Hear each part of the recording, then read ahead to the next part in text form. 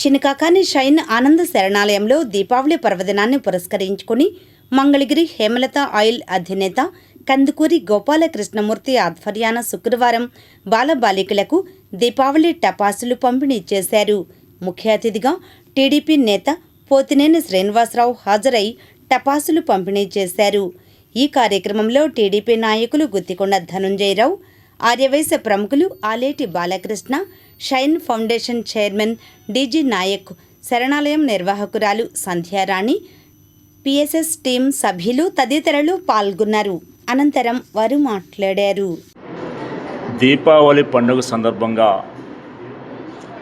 యావత్ భారతదేశ ప్రజలు కూడా ఆనందంగా గడపాలని, ప్రజలందరూ కూడా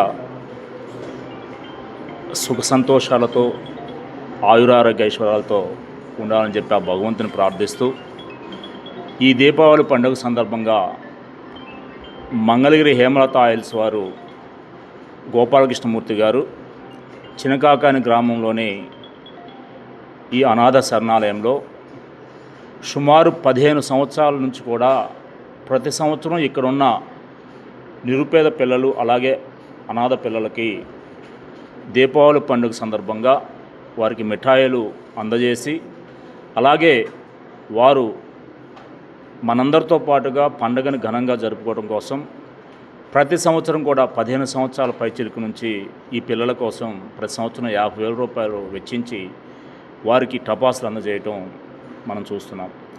దానిలో భాగంగా ఈ రోజున ఈ కార్యక్రమాన్ని గోపాలకృష్ణమూర్తి గారు ఈ పిల్లలకి మిఠాయిలు అలాగే క్రాకర్స్ అందించడం జరిగింది. ఈ కార్యక్రమంలో ఆర్వైఎస్ సంఘ ప్రతినిధులు అలాగే మిత్రులు ధనంజయరావు గారు, బాలకృష్ణ స్వామి గారు, రవి గారు, ఇతర పెద్దలందరూ కూడా పాల్గొనడం చాలా ఆనందంగా ఉంది. భవిష్యత్తులో కూడా గోపాలకృష్ణమూర్తి గారు మరిన్ని సేవలు పేద ప్రజలకి, పేద విద్యార్థులకు అందజేయాలని చెప్పి కూడా మనస్ఫూర్తిగా వారిని కోరుకుంటూ పిల్లలందరికీ అలాగే ఇక్కడ ఇచ్చేసి అందరూ కూడా మరొకసారి దీపావళి శుభాకాంక్షలు తెలియజేస్తూ సెలవు తీసుకుంటాం.